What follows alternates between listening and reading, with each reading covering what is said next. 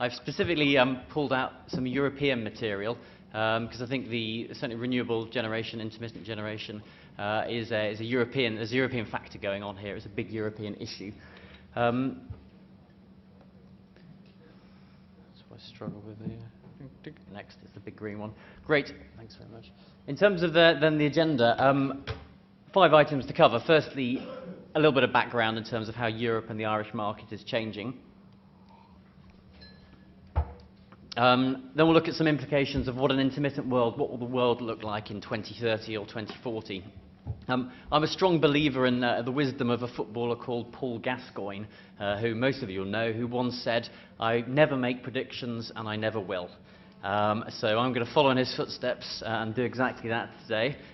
We'll have a brief departure to look at the weather. You can't go wrong talking about the weather in a group of British and Irish people. And then we'll look at what the future holds. Very briefly then, Pori is about 7,000 strong international engineering group.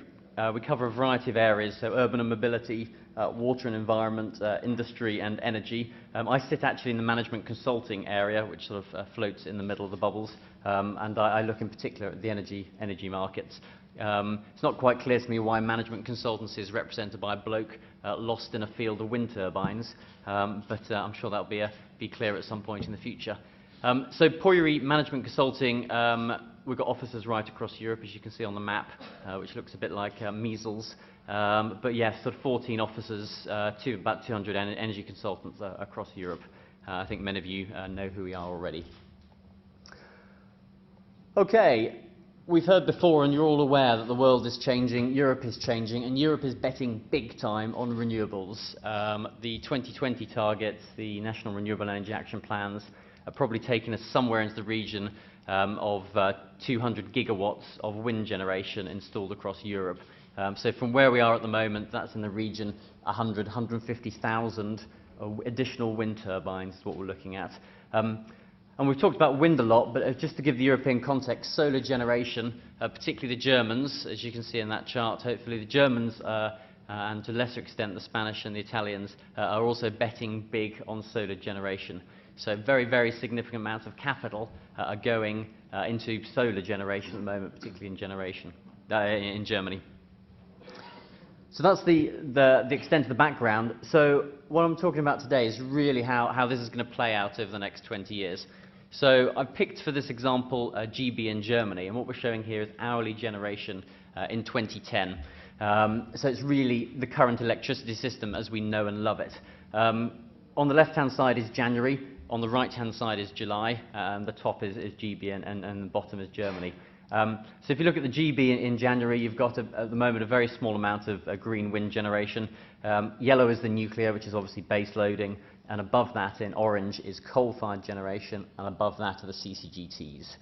And that's the world that GB and indeed the Irish market lives in or has lived in at the moment.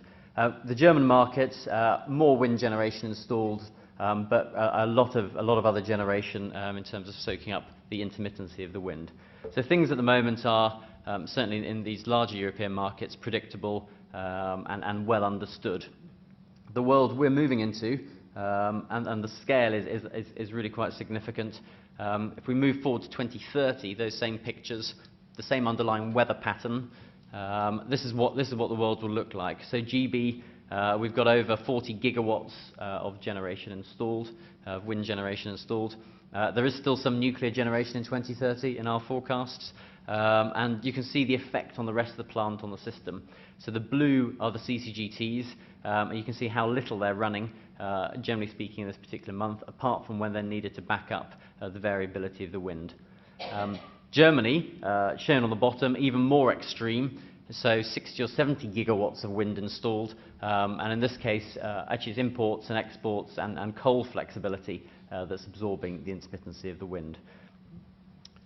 Jim, sorry, if I could just come with you slightly.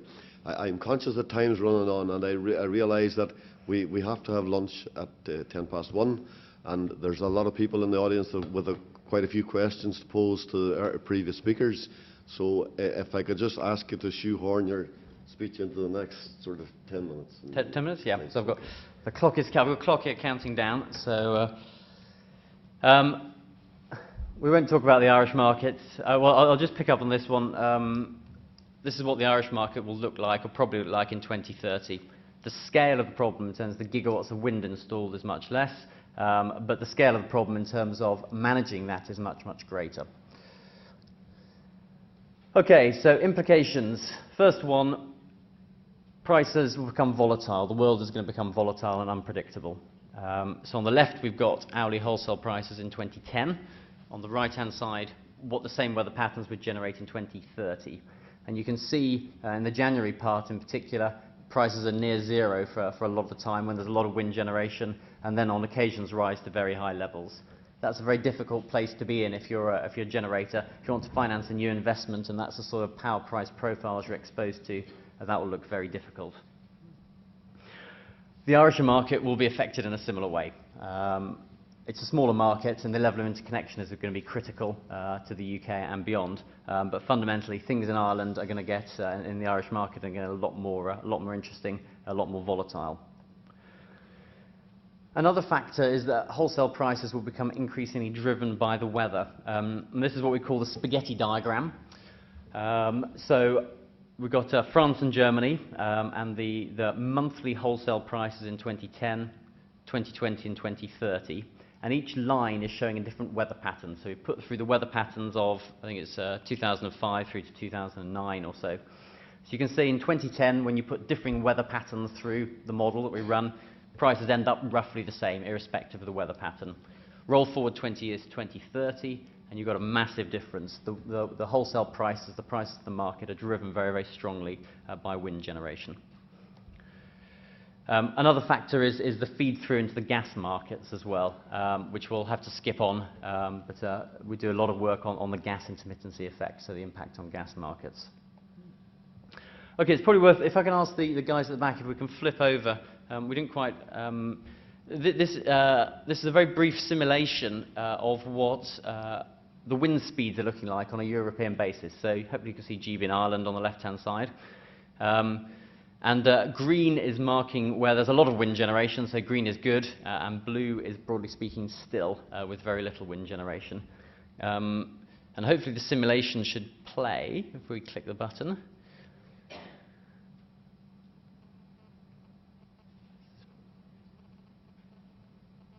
There we go. So really to give people just a feel, I mean, weather patterns, you all know, they come from west to east across Europe. So that particular windy patch we're seeing, or we saw, has now dissipated, and what's now coming in is a stiller area in blue. So we're just focusing on the wind speeds, not the rainfall when you look at these maps, or the pressure areas, just the wind speeds. And you can see the way that wind is correlated to a certain extent, particularly across GB and Ireland. It is correlated across Europe more generally, but obviously not perfectly. So you can see those patterns as the way wind comes in. So now it's blowing an absolute gale in Ireland. It's now blowing a gale in Scotland. And really, wind generation will be at maximum at this point. Whereas note the fact that in Germany, North Germany, there'd be very low levels of wind generation. Okay, if we could flip back to the presentation. I find that very relaxing, actually. It's a bit like watching a lava lamp.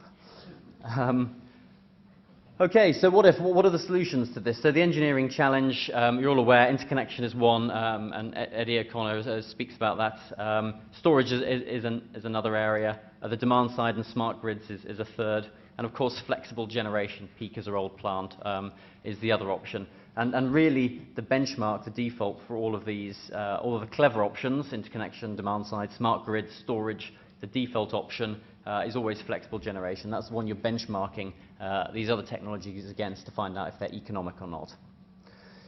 So interconnection, it does offer benefits, but weather patterns are highly correlated across much of Europe.